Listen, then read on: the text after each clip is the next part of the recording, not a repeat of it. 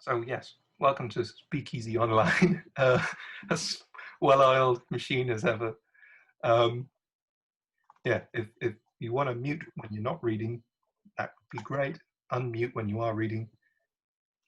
Applause or sign language applause waving would be appreciated after people's pieces. And we'll just do it in blocks so people can read 2 or 3 pieces or what have you, and then we'll go through the list. I did it just before. Yeah, it's September already, last day of September. How did that happen? Where's the year gone? There's quite a few notices, so I will go through these. Yeah, last week we had the Poets Out Loud Out Wide event on for the Kirkgate Arts on YouTube, and I think it went quite well. It seemed to have got quite a few views, and we had some nice feedback from that. So thank you everybody for watching that. And if you haven't seen it yet, it's still on YouTube. So if you just search for the Poets Out Loud Out Wide, it should come up on the Kirkgate Arts YouTube channel. And everybody was really good, I think. And yeah, thank you for everyone who sent us words and read stuff.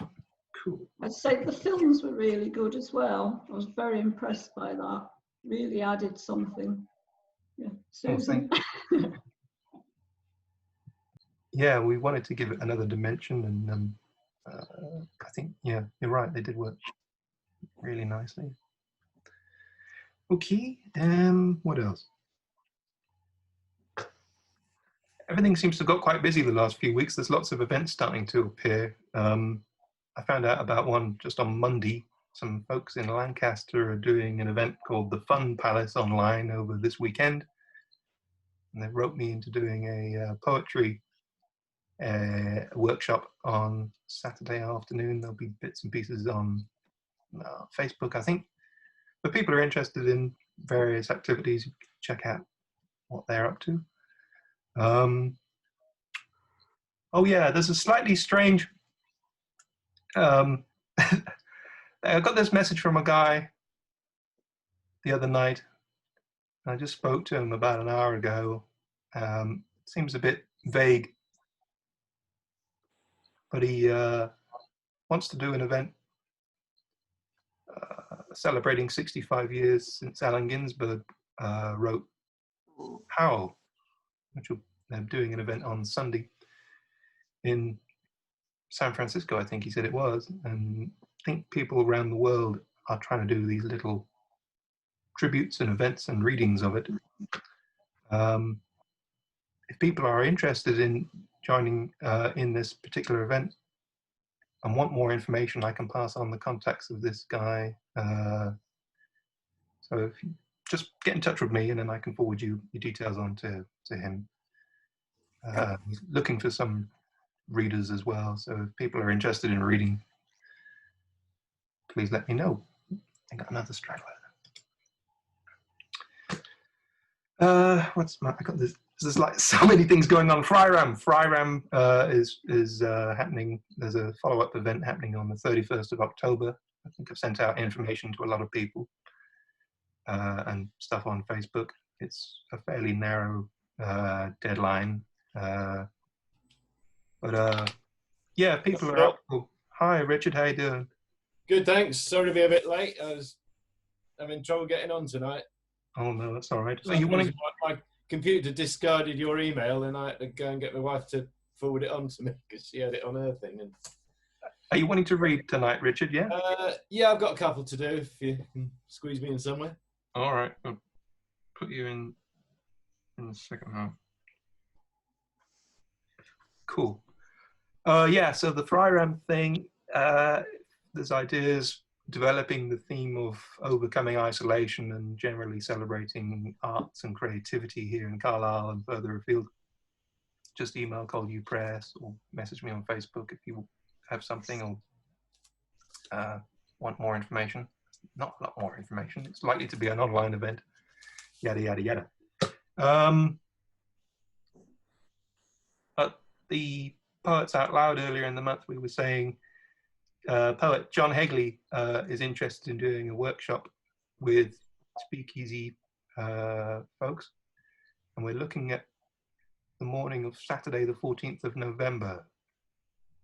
So if people are interested, please, let me know. And we'll send out, get more information about that. But as I say, we're thinking of Saturday, the 14th of November for that. That'll be an online thing. It might be about £5 to be involved, and it'll be like a 2-hour session. But we'll see what happens with that. I think that's nearly everything. There might be another SpeakEasy magazine in due course, but we'll announce something about the window for that coming up in a few weeks or something. So, yeah, we're probably about due to time out again. I don't know. Hi, Craig. Are you wanting to read something, Craig? Hi. Yeah, I'll maybe have a couple. I might skip the first round, let my dinner digest. Oh, right. Well, we've probably got a first half and a second half, so I'll put you in the second half. I'll go in the second half, yeah. Thanks. All right, then. Whew. Okay. We're looking at Saturday, the 14th of November for the John Hegley workshop, Craig, because I know you were interested in it when we spoke about it a couple of weeks ago. There'll be more information going out about that in due course. Sorry, did you say November? Yeah. Yeah, all right, okay. Yeah. Oh, boy. So, yeah, but yeah. Friar is going to be later in October as well, and stuff's starting to come in for that, so that's really good. Tomorrow is National Poetry Day.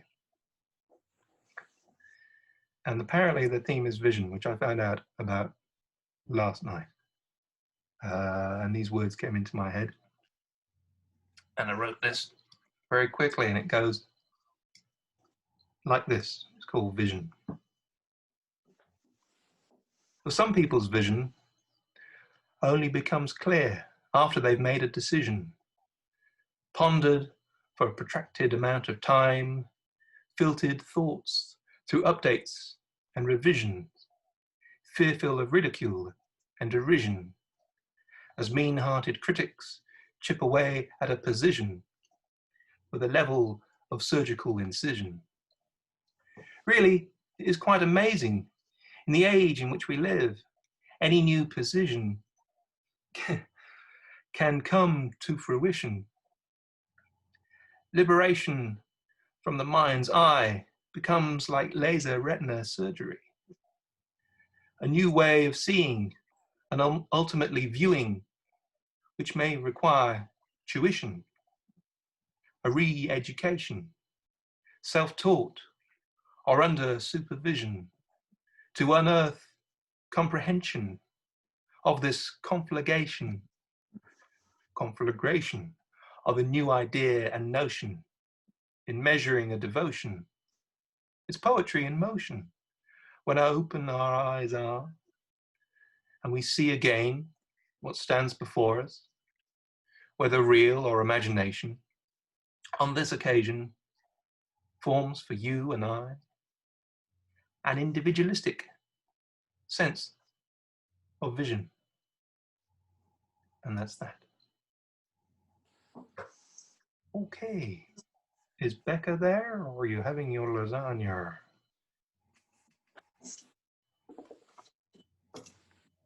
Just finished it. Sorry, I turned the camera off because I thought it was weird to like be eating on camera. Oh, we've missed the lasagna, everybody. It was very good. I held it up at the start so you could see, honestly. Sorry. Next to us seem to be putting pictures up or something as well. So if you hear banging, sorry, it's just them. And we'll put pictures up at 7:45 in the evening. No, it's odd. They also have like newborn twins in there, so they're evidently not on a sleeping pattern yet. All right. Very weird, very weird. Okay, so tonight I have two poems by the amazing Tony Hendry, who is in the center of my screen. And these are two Manchester poems. Now, considering I'm from Liverpool, this is difficult for me to read these, but you know, I'll persevere. Put my patriotism aside for a moment. This poem will be of special interest to those who remember the Manchester United team of the 1990s. Man United dream. Sparky ate my chocolate bar. The Man United striker, now a grizzled manager, Mark Sparky Hughes. I just got off to sleep when he popped with steely eyes and firm jaw to demand a bit now. So I passed the bar to him, though I loved that chocolate with all my heart. He tried the take nearly all and give a bit back trick in vain. Then he stared past me and hissed, "Look out, here comes Fergie," and I fell for that. When I turned back, Sparky's cheeks bulged.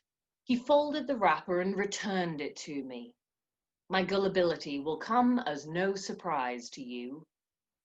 I woke and lay in a sweaty fret. What next? Would Paul Scholes, midfield maestro for Man U, put me in his charity team, slip me his passes, sweeter than Sauterne, then switch sides just to break my ankle with a trademark ugly tackle? Would Steve Bruce, rock-like Man U centre-back, come up to me on a mountaintop, shake my hand, swing me round faster, faster, faster, ever faster, then let go, and watch in glee as centrifugal force hurtled me over a crag to certain death below? My tiresome anxiety, as you invariably call it, at the thought of such attacks will not surprise you. Would Eric Cantona, enigmatic Man U striker turned avant-garde actor and director, cast me in his film, appear to appreciate my acting, then leave me curled on the cutting room floor? Would Gary Neville, the top Man U right back, now the king of pundits, say mostly kind things for 1 year, 11 months and 12 days, then rip me to shreds? Would Peter Schmeichel, Man U goalie, dependable Prince of Denmark? But then the mobile on my bedside table sounded. In the nanoseconds between one beep and the next, I knew you'd gotten around to dumping me by text.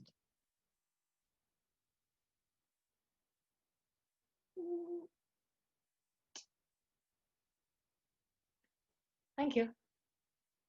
So our printer's broken, so I'm reduced to reading things off a phone, which I do hate, but needs must.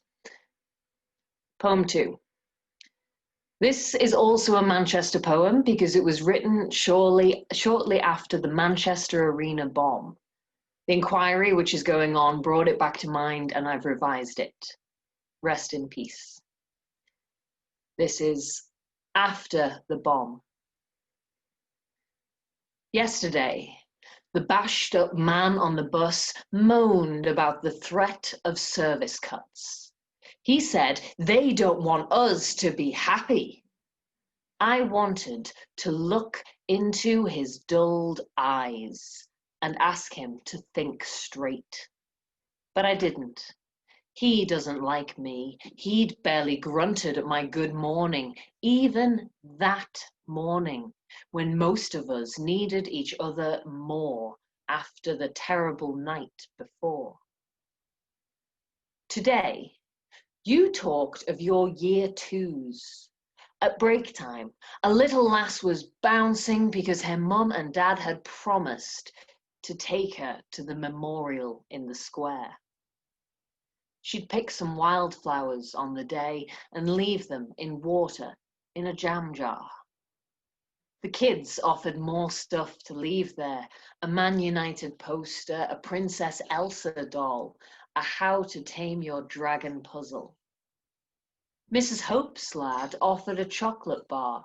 You warned it could melt in the sun, but he just shook his head and laughed They told you they would not be sad, as that is what the bad men wanted. They wanted cardboard, gauze, glitter so they could make some angels. And the thing you noticed most of all was that their eyes were shining. Shall we shut things out tomorrow after the bloody old week we've had? Let's both have a day-long lie-in, curtains drawn against the sun's glare, but still hoping that thunderstorms will bring in promised fresher air. I won't sleep much. I'll think about shining, how and why and when it goes, and if there are ways to reverse its flow. Thank you, Tony.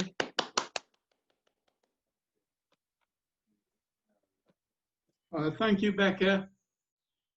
Fantastic stuff. Well read. Really good. Really good. Okay. Well written. Well written. Yeah. What a team you are. Kelly, it's you. Thank you. Okay. My first one I wrote a few months ago after going for a walk at Marlborough Banks Nature Reserve on the Solway coast and looking at the dried out pools where the natterjack toads were supposed to be. They were just sort of dents in the sand, really, and I got quite worried about the natterjack toads. But then I looked them up on the internet and realised that they can adapt to all kinds of conditions. So I wrote this poem, which has just been commended in a competition. So that was very pleasing. I can't tell you which, but it'll be public soon. So here goes. What the natterjack toad teaches us. When their sand dune pools dry out entirely, they burrow down into the soil. Unable to jump or hop, they run or crawl, but still reach their destination. Vulnerable to predators, many toadlets become food for gulls. The survivors are the ones who hide. Their numbers shrink. They become scattered, but their calls reach across the miles. When they mate, the world shrinks to two bubbled backs, rocking in unison. Many eggs are lost, but some turn into tadpoles, flicking through the water, fiercely alive. Thanks. And then my second poem, I wrote, I'm in a creative writing group that's online, and we do a little meditation at the end of each session. And this was what came to me in the last one. And it could apply to any online exchange of creativity, I think. Connecting. On my screen, there are squares. In each square, there's a face. Each face has a mouth. From the mouths come words. The words fly into hearts. Our hearts absorb the impact of grief, pain, love. Love connects us as human beings who share thoughts that break the bounds of the squares on my screen. Thanks.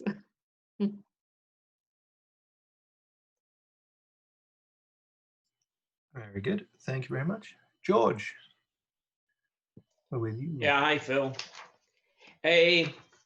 Yeah, the first one was actually, I was asked to write something for Baird and Hardy, who were the two, well, they were executed on the 8th of September 1820. It was part of the Radical War, which actually it swept through Scotland in 1820, but was snuffed out basically by using agents provocateurs to make people go early. They were wanting to set up an alternative government. And it followed on from Peterloo, of course, in 1819. So the battle. So this is the radical war is not over. Sorry, I should mention there was another radical who was executed about a week earlier called James Wilson on the 30th of August. So in the title, there's a quote from him. Did you ever see such a crowd as this? James Wilson on his way to his execution. We never offer peace in any time. There is no paper to wave setting out terms for our surrender. It was a hard lesson when their army charged the innocent in the field of Peterloo, the streets of Paisley, when their lies led us to the trap at Bonnymuir, execution for Hardy and Baird, Wilson. We learned guerrilla tactics, for pitchforks and staves fail when the cavalry charges, hussars carve flesh. Ancestors crying in poverty and starvation on the point of a bayonet taught us to arm with words, recruit for the long march. They gather wealth to them like battlements. The walls we have to breach are invisible, grow higher, and the bribes for betrayal still tempt and blind. Over 200 years, and our martyrs are hidden, tossed the occasional pardon, a burt from the powerful gorged on the fruits of others' labour. Taught to remember their conflicts, their wars and conquests, their heroes of ranks of statues, their winners' history. So far. But this war is not over. We are not defeated. On a slightly lighter, thanks, yeah. Sorry, yeah, but the weavers in Paisley, of course, so the weavers were a great part of a lot of this revolutionary stuff, but partly because often they were very well educated and they read a lot of the literature at the time. So, I mean, 1820, they actually wanted to set up a government, an alternative government. Anyway, there was a radio program on in Radio 4, and there was a guy on, I can't remember what the program was, I listened to stuff in the morning, and he said that Noel Coward was wonderful in his song, I'm Mad About the Boy, because he managed to find a rhyme for boy, and boy is a very difficult word to rhyme with. And it was magic that he used Myrna Loy, and of course that was like a red rag to a bull. So I've written this. Oh boy, I'm up for it. No dictionary was harmed or used in torturing these words. Suddenly a dull day becomes a joy. They play I'm Mad About the Boy on radio, and a comment that Myrna Loy as rhyme was genius for Coward to employ.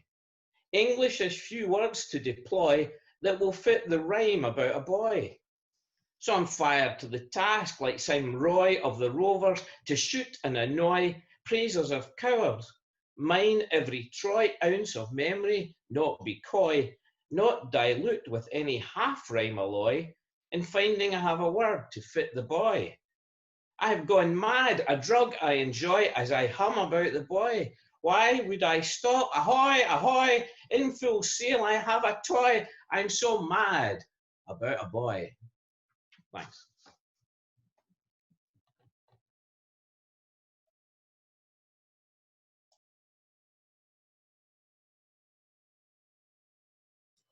That was great. Really good. Because you mentioned about it being vision for the Poetry Day. Mm-hmm.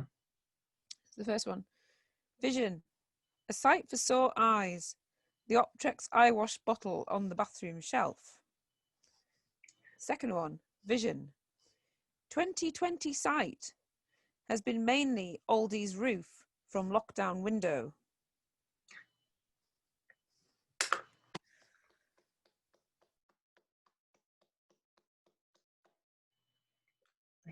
Thank you very much. Okay, I'm going to push the button and then we'll all sign back in again and then it'll be Josephine, yeah? Okay, cool.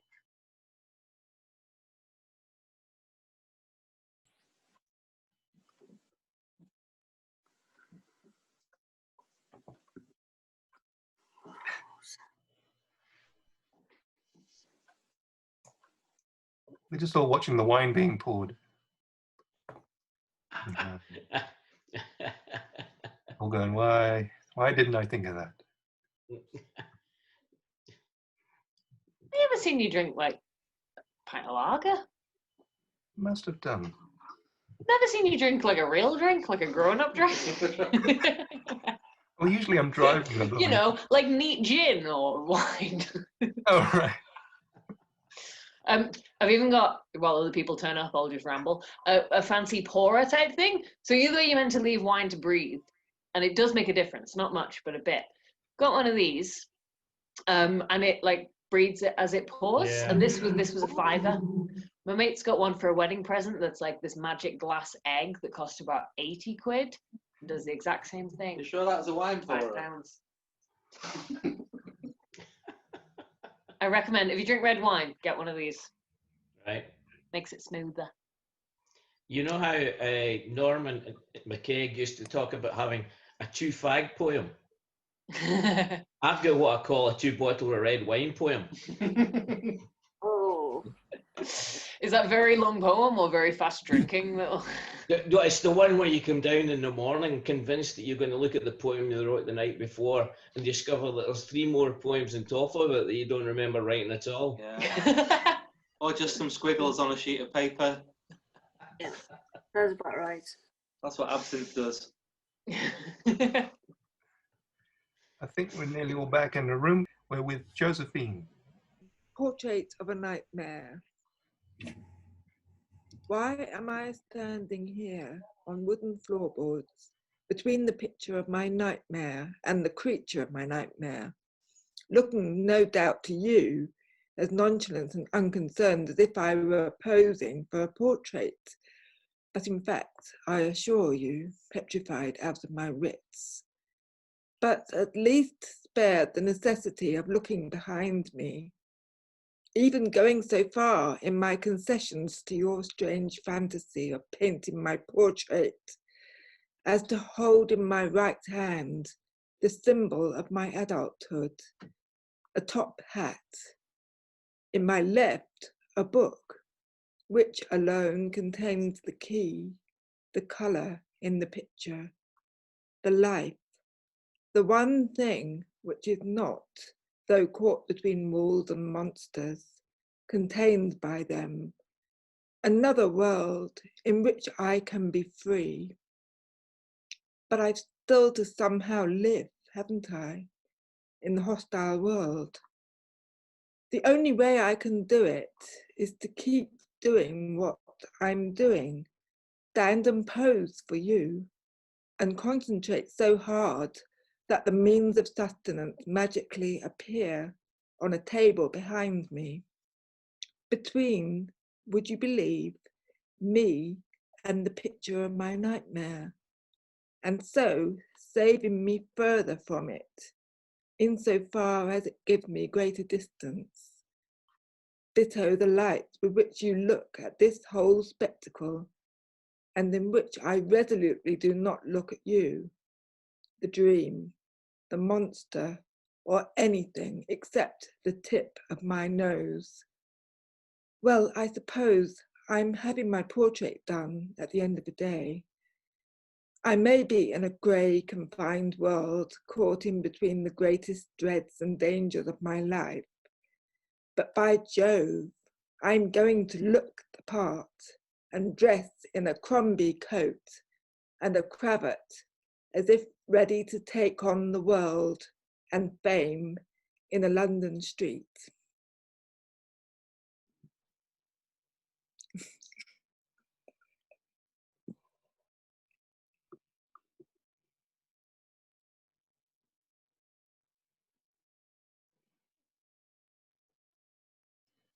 Thank you very much. Did you have another one you wanted to share, Josephine? Or?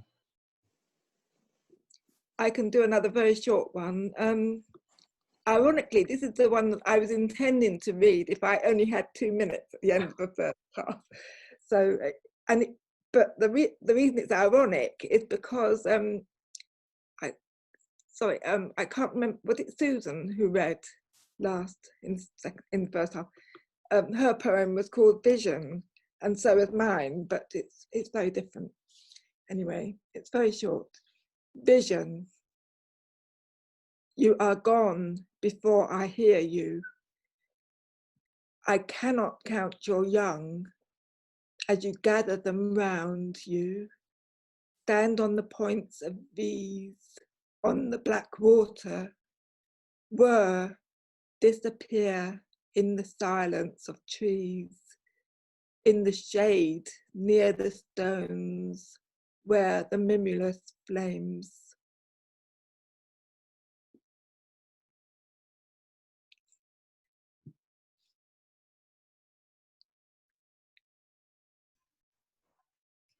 That was wonderful. Thank you very much. Okay. Juliet, it's you. Hello. I brought a poem called Angie Baby, which I was intending to read, and then I found out today that Helen Reddy, who's famous for singing it, I think writing it, has died today. So this is for an Angie that I used to know, who was quite wild. Angie Baby, there you are, a foot either side of the white line, arms outstretched, offering yourself to the cars. Not as a soft target, but as a challenge. Come on then, you shout, from the totem of yourself that is fizzing and crackling with the electricity of rage. The traffic parts, picking out your white trench coat in the headlights. You remain fixed in the road, a terrifying Medusa drawing static from the night sky. The cars keep swerving as you rave at their windscreens until in a heartbeat you jump the barrier and sit on the verge side laughing.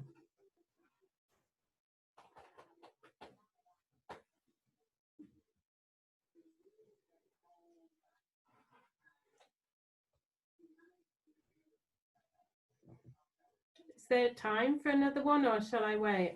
Absolutely, please do. I'm having to read this off the screen, so as well as look at you. So, this is one I'm trying to work on at the moment, and I've not read it before, so I don't know how it'll go. It's a sort of county lines piece from when I lived in London, and some dealers took over a house near us. Crack circles. Back-to-back houses with gardens between, back lane access that loops around to the street. Around they go, circling, waiting, taking, pots from front windows, numbers from doors, wipers from windscreens, wheels from cars, brass from a letterbox, a radio in the porch, our neighbour's Ford. Stripping away the form of the street, leaving it neither odd nor even. The cars cannot leave, stranded on hubs. The kids are kept in from mischief and clubs. The addicts arrive. Child soldiers, restless with need, hyper, caught in the drug's teeth, stealing anything necessary for the queen to eat in her nest 3 doors down. War children that shout through the letterbox, stop the traffic, open car doors and grab a wallet. Mugging, faking, conning, stripping, the radius grows outward from the motherlode. We're all in lockdown from the crack den, and after dark the crack men arrive at 10 p.m. in the big van with tinted windows.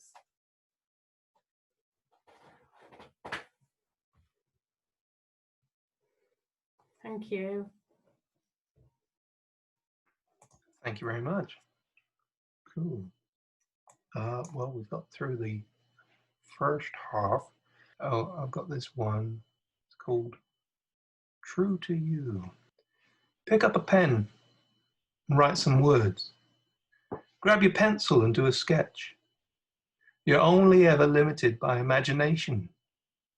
All you got to do is fetch some inspiration. Take a brush, paint a picture. Strum those strings and beat that drum. Thoughts and ideas will fill your head. There never seems to be enough time to get them done to your satisfaction. But that's okay. You can do another draft, add a bit more paint, and record one more take.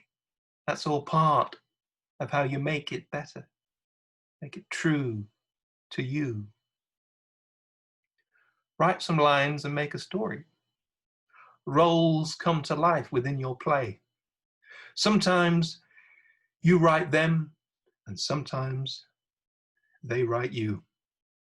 Characters come to life and go their own way, even if you protest. Blank walls and blank pages are just canvases without any paint.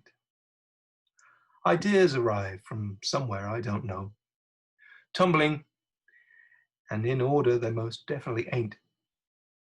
More likely spilling from your head, and on the page they go. Something comes over you, creativity in little bursts. Ideas will rain down. You've got to try and catch them, because in them lies the magic which resides within. All you got to do is be true to you. And that's that. Thank you. Okay. Welcome to the second half.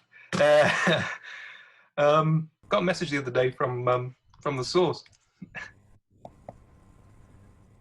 And I said, oh, you know, we're really missing being at the Source Cafe and doing Speakeasy there for real. And they said, oh, well, maybe if you wanted to do social distance, you could come down. I thought that's maybe not quite the time at the moment when we're being advised to minimize our unnecessary social contacts. I was like, oh, yeah, well, maybe look at this again in a couple of months' time, you know, maybe in the spring. This one's called Archaeology of the Soul, and it's very short. It's probably not finished, but never mind. Here we go. It starts, goes like this. It never rains, but it pours. I find myself stuck indoors. I look out the window as the rain runs across the pane of glass. A daydream while I wait and I wonder, just sitting on my ass. I click my knuckles, and snap my fingers, twiddle my thumb, waiting for the words to come. When the sun comes out, it's not the same. Everything is gloomy when it starts to rain. At least at home, don't wear that mask. Peel back these layers and find out who I am, or at least the me I used to be. And that's that. Okay, thank you. Carolyn. It's really good. We had some poems about vision, seeing things, and your poem with painting in it, yeah? And then you had a poem about rain. So my poem was very short, actually. It's about a rainbow. And I saw a TV YouTube thing by Leslie Traynor in Scotland about reading out poems. So this one would be read out very slowly. It's meant to be better. Who knows? Let's try anyway. It's called Rainbow anyway. Triumphal arch, opening cloud-divided space, leaping from land to stars. Prismatic narratives scraped in palette-knifed skyscapes, triped, intangible reflections created from water and light, in colours of universal human experiences. And for us on land, a sense of wonder, of felt hope in this mid-station between earth and heaven. That's it.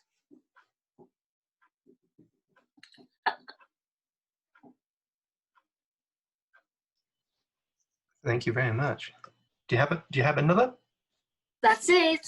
That's Oh. it. Well, that's cool. Thank you very much. That leads us to Richard.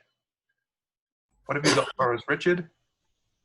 I've got one that I wrote the other day when they brought the new rule of 6 out, and it's called 10 because the pubs close at 10 and the rule of 6. I'll drink local, but not past 10. I get in early, I don't care when. Drinking all day on my own terms. Strong alcohol kills all known germs. I knew there'd be trouble with a household bubble. My family's all in a fix. But then soon after dark, we still meet in the park, but we abide by the rule of 6. Back at the bar, you can't go near. You sit at tables waiting for beer. Taking orders, who will I ask? All the waiters wearing a mask. I knew there'd be trouble with a household bubble. The neighbours never visit. We all meet in the park soon after dark, but that's not really any fun, is it? One-way systems, do wash your hands.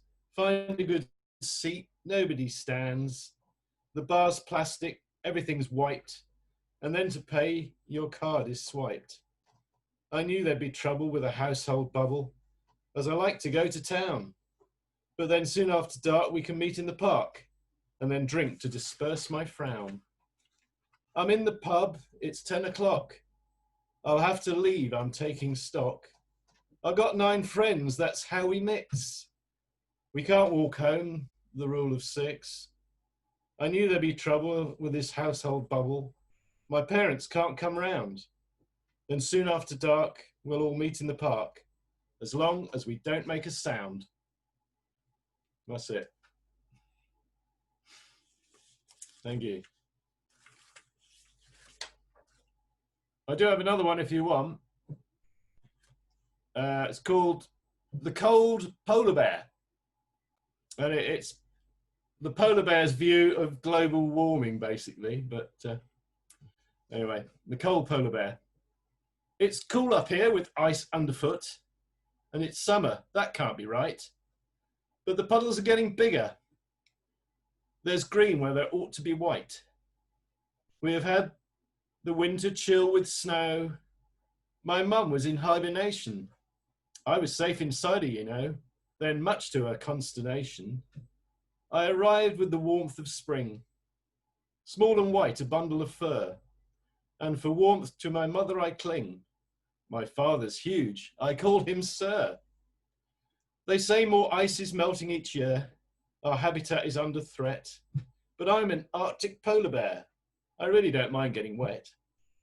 I can now go hunting with my dad. I've learnt to swim and catch grey seal. I'm getting bigger, that makes me glad. So what's this global warming deal? They say the temperature is rising. There's carbon in the atmosphere. With ice around, not surprising. Why do I feel so cold up here? The glaciers are disappearing. Icebergs break off from the land bridge. In a couple of years, I'm fearing I'll have to come live in your fridge. Merci. There you go. Thank you. Ooh, thank you very much. Thank you. Cool. Hey, Ros. Sorry, I've got to go. See you all next time. Bye. Bye. Bye. Hi. Ros, yes. Hello. Hello. I'll just read you this. I could tell you why I've written it, but I won't bother. It's just called If the Head Fits. I see you coming with your hurrying steps, stuffing your arms into sleeves and your trousers still undone. I smell your excitement. So you respond to the bell, desperate to keep your reputation for being the first on the scene. I hear your curt commands barked at your crew, demanding cooperation as you yank me from my shelf.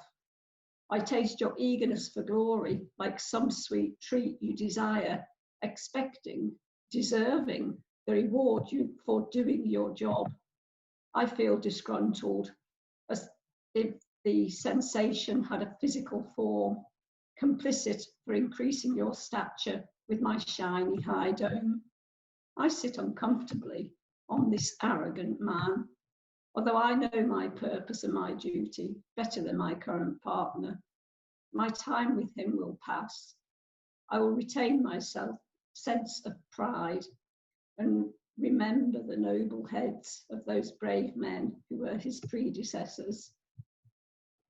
And that is that one. And I just wondered if you knew what I was.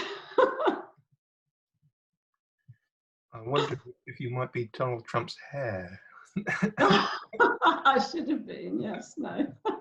Never mind. You can have another that I've just written today if you want. Again, it's about something else I was making up as part of the Kirkgate writing course. So I've only just written this today, so I haven't actually posted it on anything yet, so I have no idea. It's about a picture of an old-fashioned picture of a farmer with his plough. Aye, lad, we've seen the back of the horses. Now this field's finished. The last rays of the weak December sun glistens on their sweaty flanks, while white and chestnut against the ploughed earth. This unforgiving stony ground, in its landscape of bare trees, we feel the winter chill close in as the cloud clings around the hill. We are weary from the day's toil. Good lad, release them from their harness. We'll lead them back to the barn. We're done here for now. Then I stand a while, staring over the hedge, watching Tom on his tractor. And as I turn to go, I say, aye, lad, we've seen the back of the horses. And that's that, which probably makes no sense at all, but if you've seen the picture, it might.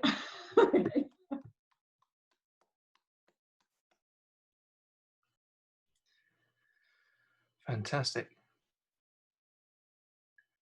And now, Val. Hello. Well, as Rosa said, we're doing this Kirkgate writing course, and the task last week was to sort of give an inanimate object a bit of a personality. So I was writing about a pair of clogs. So this is called Clog Dance. I see the bright lights and the people's faces before me, but most of all I see my twin brother, his shiny black leather polished to perfection.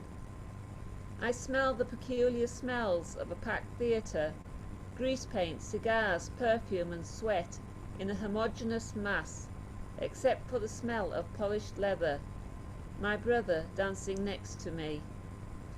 I hear the tip-tappity-tap of wood on wood, the intricate rhythms and patterns tapped out to the musical beat, and the thunderous applause as with a bang the dance ends. We're dazed, exhausted, but happy. I taste the sweat from the woolen stockings, my long black tongue caressing the hot, tired foot. Sometimes I long for the taste of a cool silk stocking, and I know my brother does too. I feel hot, dizzy, exhilarated. The cheers and the music and the excitement of the moment, blocking out the soreness and the bruising. The crowd calls for an encore. Bang, bang, we're off again. It's hard sometimes being a twin. Whenever I look, he's there. I dream of being the best. To dance quicker, faster, better, be shinier and more polished. I'd love to beat my brother. But my role in life is to dance. My brother and I are a pair. We must work in unison together. Dance in time together. Share the limelight between us. We are partners, my brother and I. And that's that.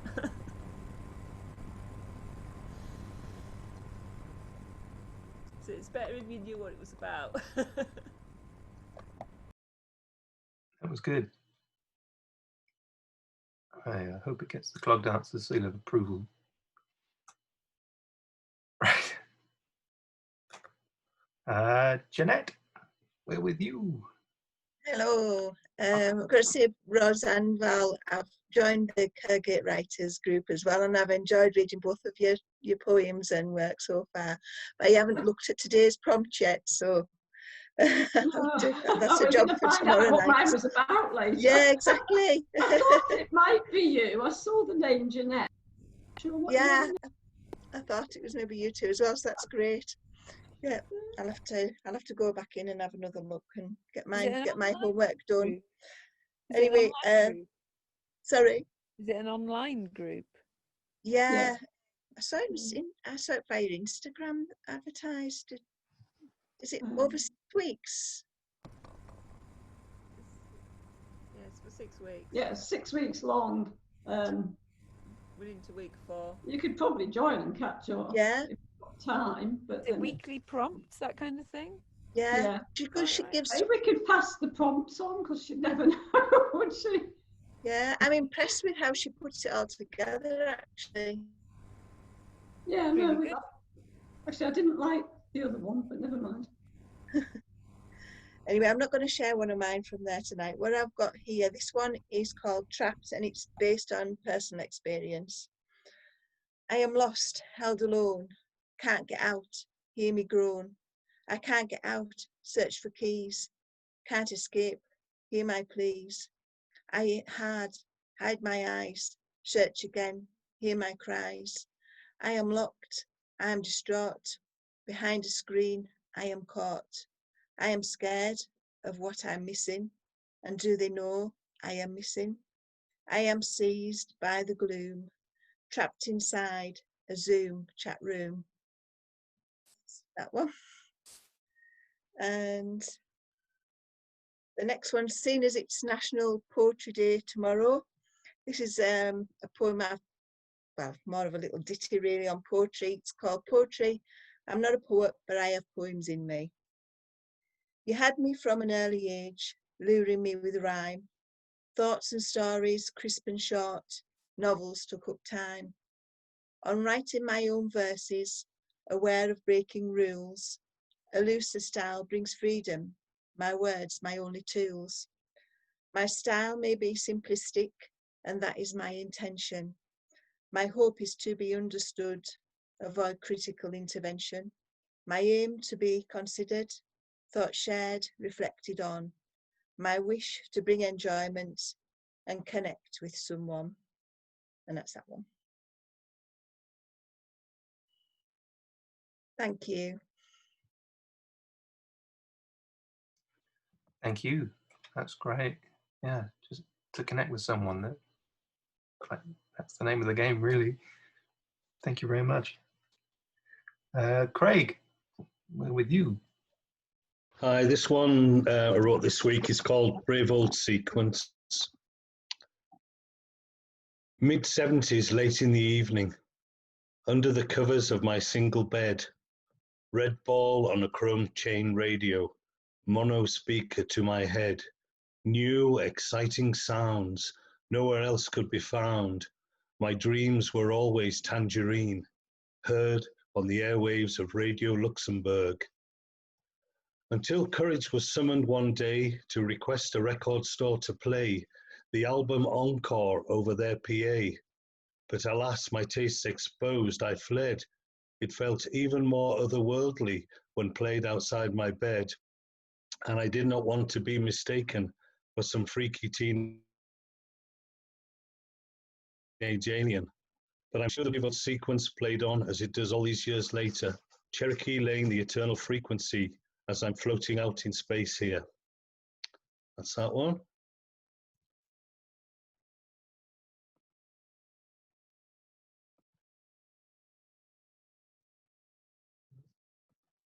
I've got another one if you want. This one, I've talked about the 70s before. This one, I probably wrote it in the mid to late 70s. Inspired by a walk along the River Petrel in Carlisle. It's called Undertow. Walking by a river, I hear the water talking. Bringing sweat to dry brow, it is the language of a dream.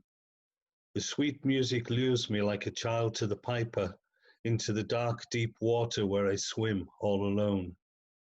Above me whistles the wind, causing leaves to fall from sibilant trees, whilst beneath me from the depths I hear the yelping of strangled dogs. And that's that one, thank you.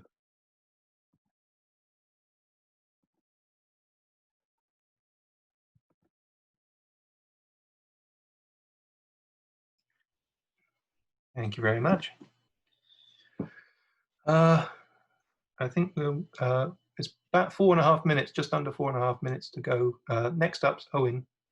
Is that enough time?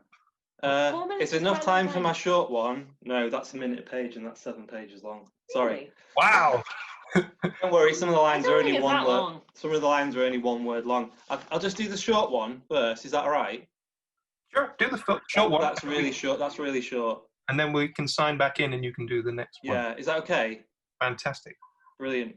So both of my poems this week feature Pablo Neruda, who's one of my favourite poets. Strangely, my favourite poems of his, there's so many Nerudas that the things that I used to like, I don't like as much as the older stuff now. I don't like the surrealist stuff. I like the odes, the simple things, and that's kind of where these things have come in this time. So the first one is just from 2 different portraits of Pablo Neruda. It's called A Portrait of 2 Nerudas.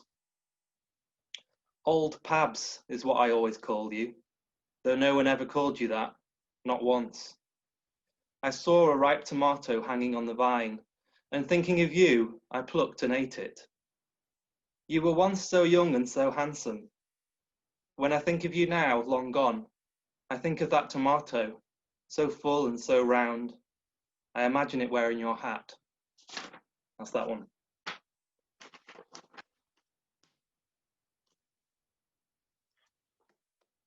Ooh, that's great. Okay, I'll push the magic button and we'll all come back into reality and see you in a minute or two. I'm going to leave now, Phil. So okay, Richard. I'll see you next time. Take care. Sooner. Take care, one and all. Everyone's going. 7 pages is too much. I know, they heard 7 pages. Oh, I've got to make my excuses. Yeah. The short version. Okay, we'll see you in a second. So the next one, Pablo Neruda related, is. So I was saying that my favorite book of his poems now is Ode Elementals, which is odes to common objects, the moon, the sea, tomatoes, various other things. And I was sure that I'd read one that was an ode to his shoes, but I was going through it. All I could find was an ode to his shirt, an ode to his suit, an ode to his socks, but no shoes. And it appears he hasn't actually written one, so I took it upon myself to write my own. And this is Ode to My Shoes, brackets, and others. Every day you bear the weight of me, shoes, twin cradles of my tender tread. You are the soft path waiting beneath my each and every graceless step, the start and end of all my journeys. Cushions of my souls, you lift me just so over all the day's catastrophes, all the night's embarrassments. Like 2 small boats, you have catamaraned life's seas beneath me, cargoed my existence between various ports and harbours, caught my perpetual always falling forwards, my slipshod staggering entrances and exits, my fumbled jumps, my dance floor gymnastics. You have kissed the cracks of innumerable sun-baked pavements, moved through fields misty wet, tasting the dawn, known the quick cold slap of countless mountain streams, glass clear trimmed with purple heather. How many flowers have brushed against your cuffs? How many grasses? You have navigated puddles, peat bogs and cobblestone squares, slicked with sudden rain, slid through galleries shiny floored, outmaneuvered pools of puke, moonstruck, staggering drunk through the spangled streets at midnight, and later still tiptoed by sleep-eyed terraced houses, down lanes and alleys paved with broken glass, frost-encrusted, shush-lipped, waiting for a gate to open, and you never once complained. So I sing of you, shoes, sacred siblings of the underfoot. I sing of you in gratitude, in praise, but I do not sing the idea of you, the perfect platonic abstraction, the one, the only, the uber shoe, floating in the shoe blank void, eternal. I sing of your reality, of your worldly warm variety, of all your glorious particulars I sing. I sing for the trainer and the Wellington boot, the slipper, the brogue and the espadrille. I sing for the barefoot shoe, the hiking boot, the rock shoe and the sandal. I sing for the flip-flop, the reef boot and the squashed shoe of the flipper, for the cut-off cowboy, the Cuban heel and the winkle picker. And I sing not just for my own shoes only, but for all shoes everywhere equally. I sing for the shoes of the pauper and the priest, the street sweeper and the tango dancer, the architect, the anarchist, the capitalist and the communist, the doctor, the nurse, the accountant and the soldier. I sing especially for the shoes of the muse and the mystic, the painter and the poet, the makers and creators. I sing for the illuminated shoes of William Blake, for the ever-tramping shoes of Patti Smith, for the shoes of Jim Dodge, John Coltrane and Julio Cortázar, for Dylan's always walking, trickster-talking blues shoes, for Pablo Neruda's wheat-strewn shoes, for the teenage shoes of Brian Patton, fashioned from dawn light, leaves, birdsong and sadness, lost in the woods between suburban gardens, searching for paradise in the undergrowth. I sing for the always awesome shoes, whatever kind they are, of Sharon Olds, Mary Oliver, Ada Lehman, Annie Foster. I sing for the shoes of Ursula Le Guin and Philip K. Dick, wandering far off worlds of wise and wild imagination. I sing for the dapper shine shoes of my friend, Diamond Dave Wanfer, double bright blades of light sharpened to a lancing thought, a perfect pair of walking arguments. I sing for the kindly canvas shoes of Roberto Pastori, soles dipped in Welsh rain, pacing Cardiff's parks and pavements, knowing no such thing as trash, lovers of dust and grass alike, spreading peace and cartoon pajamaed comfort with every single step. I sing for the achy, shaky, wakey, kick-ass, funky motherfucker teetering on the edge of equilibrium shoes of one Nicholas James Pemberton, kicking rusty tin cans down the breezy summer seafront of Lytham St Anne's sometime in the 1950s, or because these shoes travel through space and time, whichever mystic island tides they find to kick by now. I sing to the general culture and kindness of shoes, shoes that open themselves to any foot that fits and needs a home to hide in.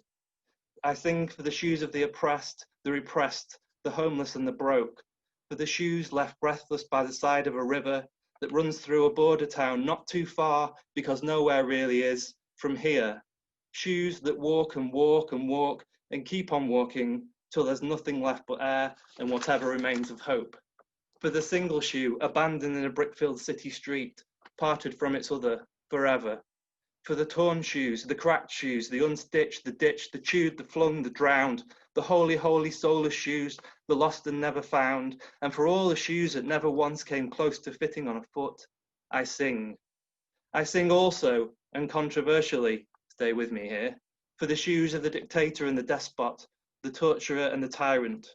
I sing for the shoes, I sing for Joseph Stalin's shoes and Francisco Franco's shoes, for the shoes of Pol Pot, Vladimir Putin, Mao Zedong, for Kim Jong-un's unicorn-riding shoes and the 1,000 marching armies of Imelda Marcos's closet. I even sing, stay with me, for the heavy Nazi jackboot and the shoes of Adolf Hitler and all of his attending generals.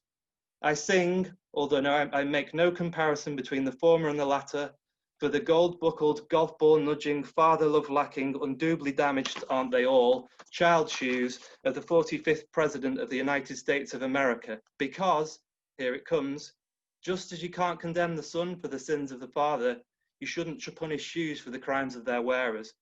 So I sing for you shoes because you cannot sing yourselves, are voiceless, because your tongues are always tied or you never had a tongue, and because singing is impossible with a foot inside your mouth.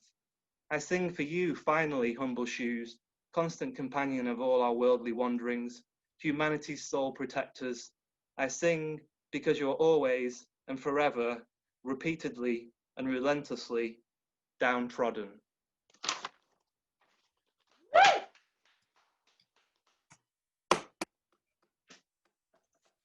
Thank you.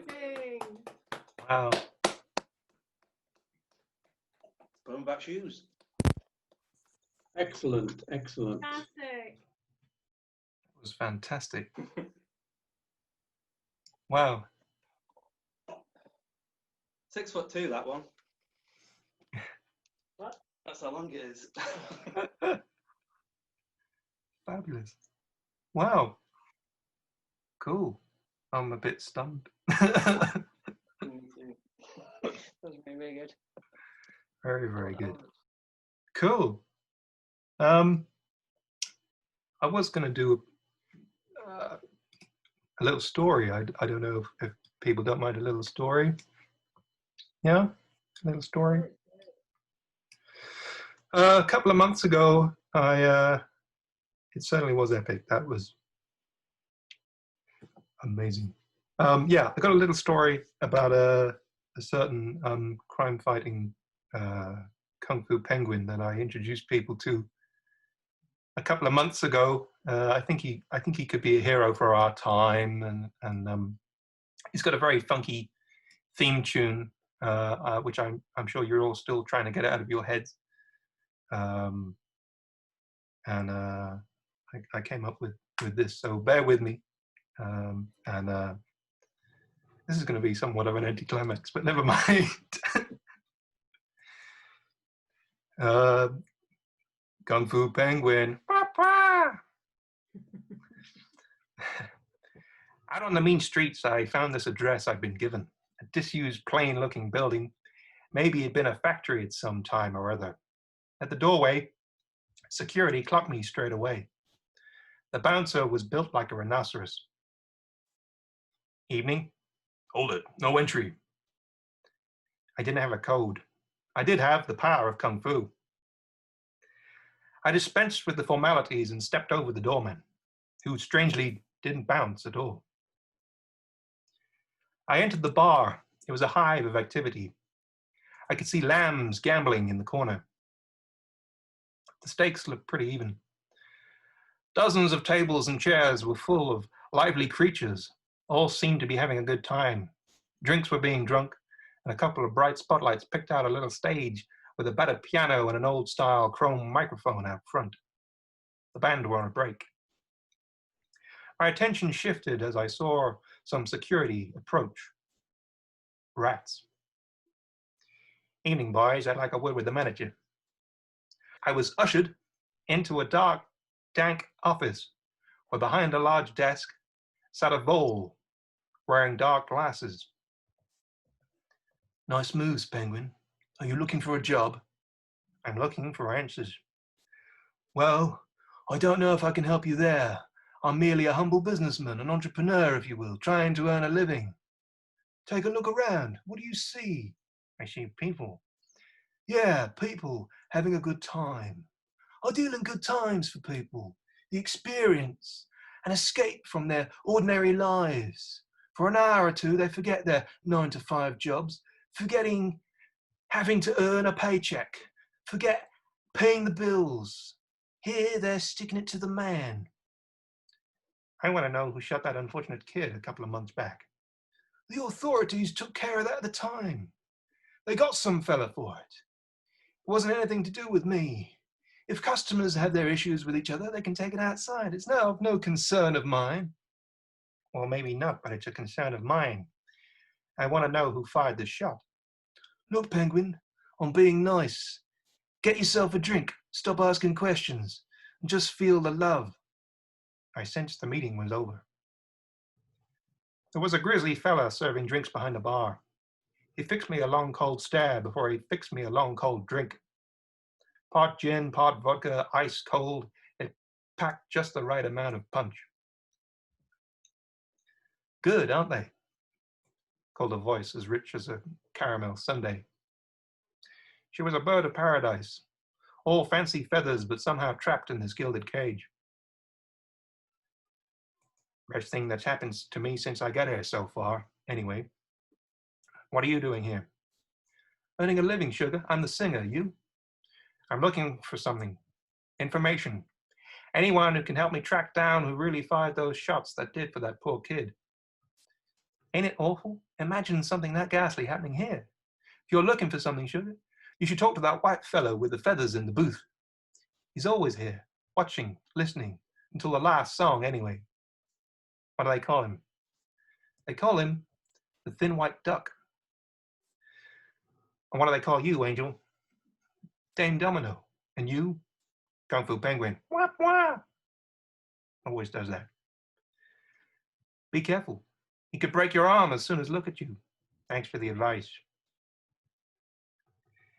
He kept himself in a small shadowy alcove away from the main room.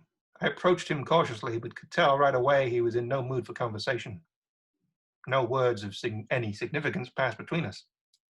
His beady eyes just bored inside of me like he was reading my soul. He knew I'd been wronged and was trying to make things right. The encounter proved fruitless. I returned to the main room somewhat disheartened. This scruffy little guy I noticed beside the old piano slipped out of the shadows. He looked more than a little shifty with the black mask around his eyes. Hi, the name's Keys. The raccoon who plays the tunes on the piano. He explained briefly that he was an American keeping a low profile, touring with the singer Dame Domino. He said he remembered seeing something one night a little while back as he was on a cigarette break. An altercation of some sort took place out in the back alley. He was on the metal fire escape at the time, keeping out of sight. Oh, looked like a hit, you know? Professional job. I'll tell you more later. Later? Now I gotta earn my pay. He skipped over to the piano stool and took up his place at the ivories. I walked back to the bar and saw Dame Domino. She smiled another 24-carat smile my way. Did you speak to him? I tried to talk to him, but he didn't talk back. Gave me the silent treatment. Hardly surprising. She laughed. After all, he's a mute swan. It was a corny line, but I let it slide. When's your last song? When I sing it. When's that? Now. The little scruffy guy at the piano started playing some tune, and Dame Domino took up her place at the mic and started singing. The Thin White Duck probably thought nobody paid him much attention. Maybe they didn't, but I saw him leave pretty soon after that.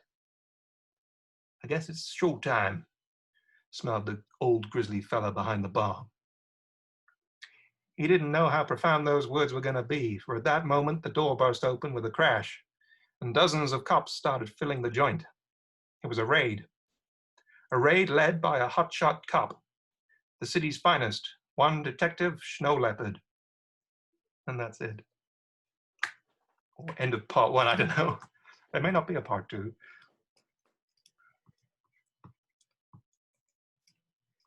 Thank you.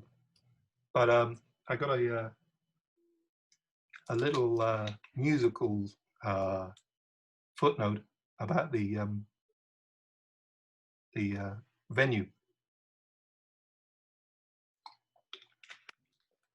If you just bear with me, this is a song about the venue in which they live, where they all hang out, and it's got a name that I've tried very hard to rhyme with all sorts of things, and it's not been easy, I can tell you. But here goes. There's one of those joints in every town. They don't advertise, just word gets around. Folks have their reasons not to be found. It's the kind of place somebody'd go to ground. If you find your life is in a muddle, it's the kind of place to escape your trouble. It's the purple gerbil, do do do do do do do. The purple gerbil, the do do do do do do do. The purple gerbil, do do do do do do do. The purple gerbil, do do do do do do do. The people swaying, band are playing. They know all the latest songs. See the dances, enter trances. They're rehearsing all day long. Find romances, taking chances. They don't mind when a line goes wrong. When everything becomes a struggle, you're always welcome in your safety bubble. At the purple gerbil, do do do do do do do. The purple gerbil, do do do do do do do. The purple gerbil, do do do do do do do. The purple gerbil, do do do do do do do. maybe drown your sorrows with a drink. Or you could find some wisdom that would make you think. Perhaps a run of luck will make you jump for joy, or on the other hand, make your heart sink. Hope you take that step back from the brink. When you can't jump, find that hurdle. Better get to it on the double. Purple gerbil, do-do-do-do-do. The purple gerbil, do-do-do-do-do. The purple gerbil, the do-do-do-do-do. The purple gerbil, dun-dun. That's it.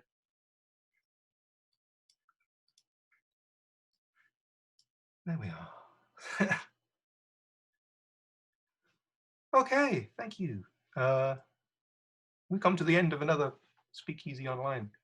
So thank you all for joining in. Thank you. Give yourselves a round of applause, everyone who read. Can we do that? And everyone who listened, thank you very much. Yeah, we'll do it all again in a month's time or so, I guess. Does that sound okay? Yeah, cool. All right. Oh, thank you. Thank you. Thank you, Jean. Thank you. All right. I'll let you go. You can, and we'll catch up. There'll be a Poets Out Loud second Wednesday of October, and there'll be the last Wednesday of October will be Speakeasy. And as I say, got stuff for the Fryram, send it our way, and yeah, I'll fire off information about all those various shenanigans that are going on. All right. Well, take care. Have a safe trip home. I'll see you soon. Cheers, guys. Bye. Bye-bye. Bye. Bye. Bye. Bye. It always feels so aggressive hitting the big red leave button. I know. I'll press it, and then you don't feel bad about it. Bye-bye.